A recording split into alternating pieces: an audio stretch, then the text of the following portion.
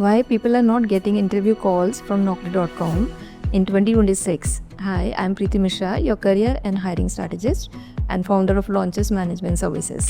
First problem क्या है कि हमने अपना रिज्यूमे अपलोड कर दिया बट उसको ऑप्टिमाइज नहीं किया. Now what is the resume optimization? You need to understand it कि Naukri.com पे अगर आप CV डाल रहे हो तो वो CV कीवर्ड फ्रेंडली होना चाहिए. आपका ऑप्टिमाइज का मतलब वो कीवर्ड फ्रेंडली होना चाहिए, क्योंकि जो भी रिक्रूटर अगर कोई प्रोफाइल की रिक्वायरमेंट आती है और उसको सर्च करते हैं तो वो कीवर्ड से सर्च करते हैं. ऐसा नहीं होता कि इंडिविजुअली सबके रिज्यूमे देखे जाते हैं, पढ़े जाते हैं और उसके बाद शॉर्टलिस्ट करके आगे भेजते हैं. वो कीवर्ड डालते हैं हम, कीवर्ड के बाद ही वो सर्च होता है, सर्च पर आता है. तो अगर आपके रिज्यूमे में वो कीवर्ड्स है ही नहीं तो वो रिक्रूटर के सर्च पे आएगा ही नहीं, वो विजिबल ही नहीं होगा रिक्रूटर को. सपोज करो डिजिटल मार्केटिंग की हम लोग हायरिंग कर रहे हैं, तो आपने डिजिटल मार्केटिंग लिखा है लेकिन रिक्रूटर डिजिटल मार्केटिंग सर्च नहीं कर रहा है, वो परफॉर्मेंस मार्केटिंग सर्च कर रहा है, गूगल एड सर्च कर रहा है, मेटा एड सर्च कर रहा है, या इस तरीके से कीवर्ड डाल रहा है. तो आपके प्रोफाइल से रिलेवेंट जो भी कीवर्ड हैं, you need to understand first those keywords. और जैसे ही वो कीवर्ड आपको समझ में आते हैं कि हाँ ये सारे कीवर्ड रिक्रूटर क्या क्या सोच सकते हैं और क्या क्या डाल सकते हैं, optimize your resume according to that only. जितने ज़्यादा आपके रिज्यूमे में वो कीवर्ड्स होंगे उतना ज़्यादा वो रिक्रूटर की सर्च में आएगा और वो विजिबिलिटी में आएगा. So number 1 is resume uploading ही सिर्फ नहीं करना है, we need to optimise that resume. Number 2 है कि रिज्यूमे कंप्लीट नहीं होता है.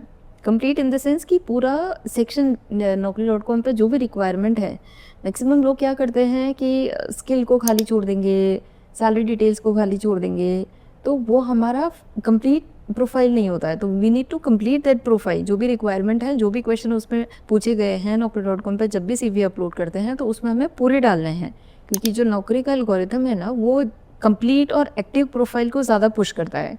तो अगर वो प्रोफाइल कंप्लीट नहीं होगा, हमने उसमें बहुत सारी चीज़ें ऐसी बस छोड़ के खाली रिज्यूमे डाला होगा, तो वो रिक्रूटर के सर्च में नहीं आएगा, वो कहीं पीछे रहेगा और हमें ये लगता रहेगा कि हमने तो रिज्यूमे डाला है बट हमें कॉल्स नहीं आ रही है.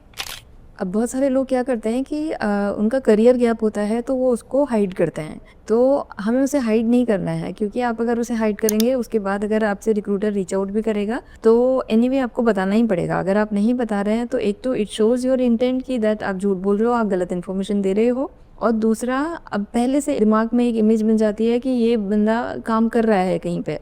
तो gap is not a problem. आजकल बहुत ऐसा कुछ नहीं है, इतना ले ऑफ हो रहा है, लोग वॉलंटरीली थोड़ा ब्रेक लेते हैं, तो हमें वो ब्रेक मेंशन कर देना है कि तब से अब तक हम नहीं कर रहे हैं, नॉट वर्किंग है और इमीडिएट जॉइनर हैं. तो इमीडिएट जॉइनर की वैसे ही बहुत ज़्यादा डिमांड होती है, और आप उसमें बस ये है कि आप मेंशन करें कि आप फ्रीलांसिंग कर रहे हैं, आप कोई कंसल्टेंसी कर रहे हैं, या क्या रीज़न था आपका ब्रेक का, आप वो भी मेंशन कर सकते हैं. बट आप उसको हाइड नहीं करें.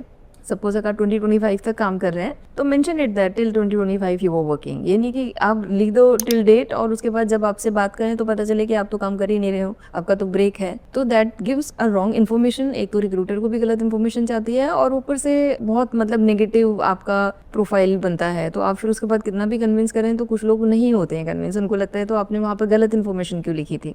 तो don't do that, don't hide your gap. आप उसको मेंशन कर दो कि आप नहीं कर रहे हो, and once you get in a call then you can explain that कि ये रीज़न था इसलिए गैप लिया, and now I am looking and I am doing some freelancing projects, upgrading my skills, या जो भी आप है आप वो सारी चीज़ें बता सकते हैं.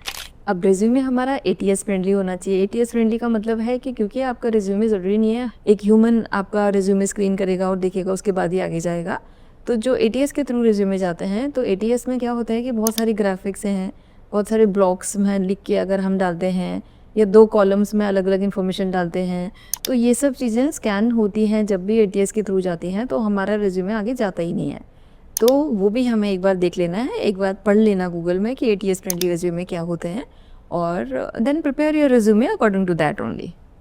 कुछ लोग क्या करते हैं, बहुत अनरियलिस्टिक सैलरी एक्सपेक्टेशन डाल देते हैं.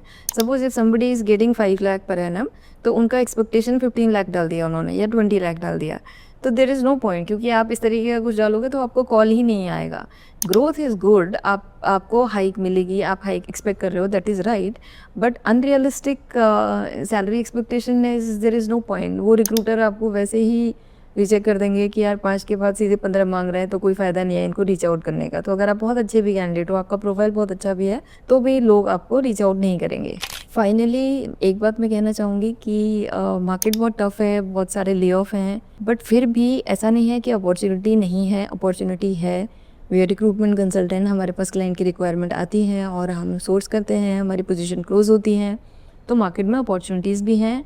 It's just that you have to be consistent, you upgrade your skill, keep learning things, be positive, start exploring opportunities in all the platform। सिर्फ एक naukri.com पे अपलोड करने से नहीं होता है, देर आर मल्टीपल प्लेटफॉर्म जहाँ पर आप CV डाल सकते हो, अपना रीच आउट करो, लिंक्डइन पर लोगों से कनेक्ट करो। So I am sure that you will get opportunity. But ये जो कुछ पॉइंट्स मैंने अभी बताए हैं, वो वाले पॉइंट्स का आप बहुत सीरियसली अगर ध्यान रखोगे तो आई एम श्योर कुछ चांसेस बढ़ेंगे आपके इंटरव्यू के कॉल्स आने के। So if you like such content, please like, share and subscribe. Thank you.